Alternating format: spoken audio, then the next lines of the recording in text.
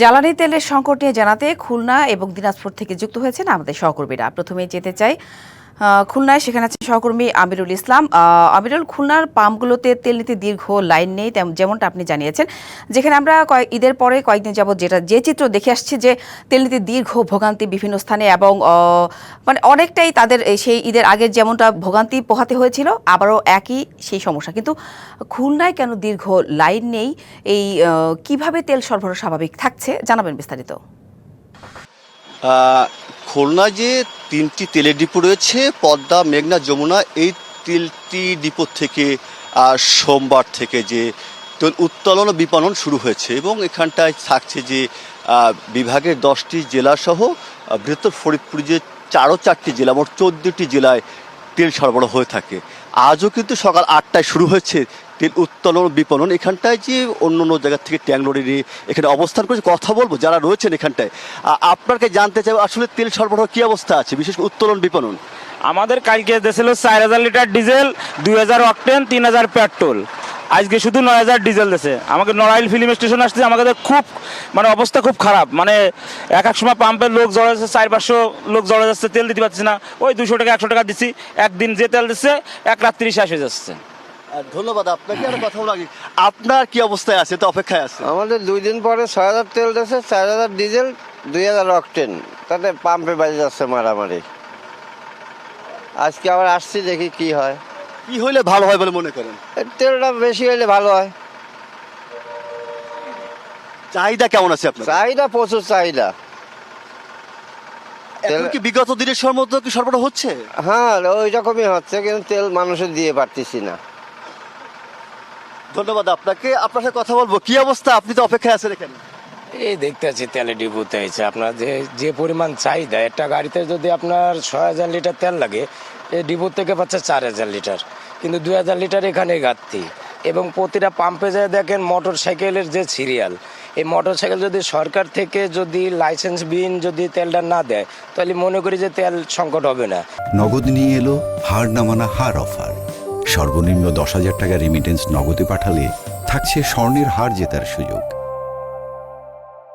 কিন্তু মোটর সাইকেলটা খুব বিরক্ত করতেছে পাম্পে। আপনার সরকার থেকে যদি প্রতিটা পাম্পে পুলিশ মোতায়েন করে যদি আপনার ওই লাইসেন্স এবং কাগজপাতি চেক করে যদি তেলটা দেয়, তাহলে মনে হয় এত সংকটটা হবে না।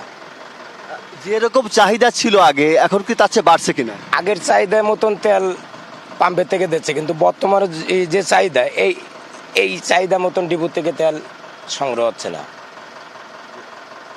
ধন্যবাদ আপনাকে। এবং এখানে যেমনটা বলছে, বিশেষ করে যে খুলনায় যে ডিপোগুলি রয়েছে, 3টি ডিপো, এই ডিপো থেকে তেল উত্তোলন ও বিপণন চলছে। তবে আর একটা সংকট আসছে, বিশেষ করে আগামী যে 3টা দিনের সরকারি ছুটি রয়েছে, সেই ক্ষেত্রে যে ডিপো থেকে তেল সরবরাহটা উত্তোলন বিপণন কী অবস্থা হবে, এমন একটা সংকট কিন্তু কথা বলছেন এখানে যারা অপেক্ষায় রয়েছেন, ট্যাঙ্ক লরিতে যারা তেল উত্তোলনের জন্য এসেছেন। এটাই ছিল সর্বশেষ অবস্থা। ধন্যবাদ আমিরুল। এবার দিনাজপুরের খবর জানবো সহকর্মী মোর্শেদুর রহমানের কাছ থেকে। মোর্শেদ, দিনাজপুর শহরের 12টি ফিলিং স্টেশনের মধ্যে 3টি খোলা রয়েছে, অথচ সরকার তো বলছে সংকট নেই, কিন্তু এই যে 3টি খোলা রয়েছে, বাকিগুলো কেন বন্ধ রয়েছে? আবার কোথাও কোথাও পাম্পে সরবরাহ নেই, এই দ্বিমুখী চিত্র কেন, জানাবেন বিস্তারিত।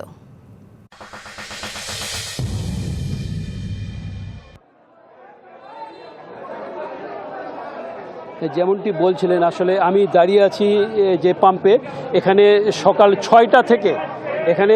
6টা থেকে বাইকাররা তেলের জন্য অপেক্ষা করছে।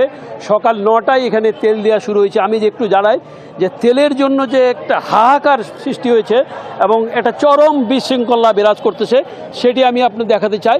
আসলে চাহিদার তুলনায় তেলের সরবরাহটা কম এবং চাহিদা কিন্তু বেড়ে গেছে।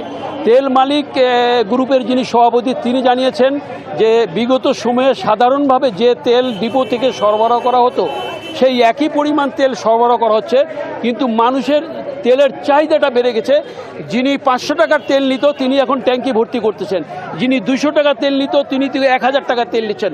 ফলে তেলের যে চাহিদাটা বেশি হওয়ার কারণে পাম্পগুলো হচ্ছে যে বরাদ্দ পায়, সেটি হয়তো 5 দিন চলার মতো বা 6 দিনের জন্য, কিন্তু চাহিদার কারণে পাম্পে একদিন বা 2 দিনেই সেই তেল শেষ হয়ে যাচ্ছে, ফলে সেই পাম্পগুলো আসলে বন্ধ হয়েছে, কারণ তাদেরকে বরাদ্দ দেওয়া হয় 5 দিনের জন্য, ফলে তারা কিন্তু আর তেল পাম্পগুলো বন্ধ রাখছে। আমি যদি বলি দিনাজপুর জেলায় আপনার 92টি ফিলিং স্টেশন রয়েছে, এর মধ্যে সদর উপজেলায় রয়েছে 24টি এবং শহরের হয়েছে 12টি, তার মধ্যে 3টিতে তেল সরবরাহ করা হচ্ছে। মানে এখন তেল যারা ফিলিং স্টেশন কর্তৃপক্ষ তারা বলছে যে তেল তো রেশনিং পদ্ধতিতে দেওয়া হচ্ছে, ফলে তাদেরও করার কিছু নাই, তেল যতক্ষণ থাকছে ততক্ষণই সরবরাহ করছে এবং তেল যখন শেষ হয়ে যাচ্ছে তখন তারা তেল বন্ধ করে দিচ্ছে। আমি যদি একজন বাইকারের সাথে একটু কথা বলি, ভাই কি তেল প্রাপ্তিতে কি সমস্যা, কি বলেন? সমস্যা মানে তেল নাই বললেই চলে। এখন কেন সংকট হয়েছে এটা বুঝতে পারতেছি। আমার মনে হয় সরকারের উচিত যাদের লাইসেন্স নাই, গাড়ির কাগজ নাই, তাদেরকে তেল না দেওয়াই উচিত হবে। কারণ এইসব ছেলেবেলে উচ্ছৃঙ্খলভাবে গাড়ি চালায়। আপনি যদি সঠিক লাইসেন্স থাকে এবং কাগজ থাকে, তাদেরকে লাইসেন্স দিলে গাড়ির সংখ্যা অনেক কমে যাবে, তেলের সংকট অনেকাংশ কাটে যাবে। ধন্যবাদ।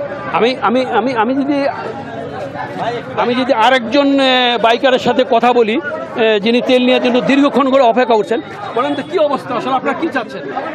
আমরা চাচ্ছি যে এখানে যেন তেলটা সুষ্ঠুভাবে বন্টন হয়, বুঝছেন? সিরিয়ালি যে আগে আসে সে যেন আগে পায়, যে পিছিয়ে আছে সে পরে পাবে, সব কিছু যেন সমানভাবে সবাই পাই, এটাই আমরা চাই দেশের সরকারের কাছে, এটাই আমরা আশা করি।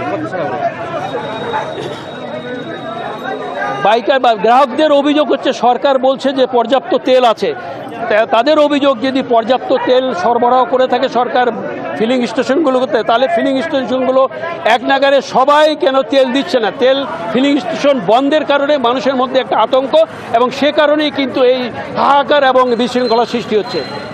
এই ছিল আমার কাছে দিনাজপুরে জ্বালানি তেল সরবরাহের সর্বশেষ খবর। ধন্যবাদ মুর্শেদ।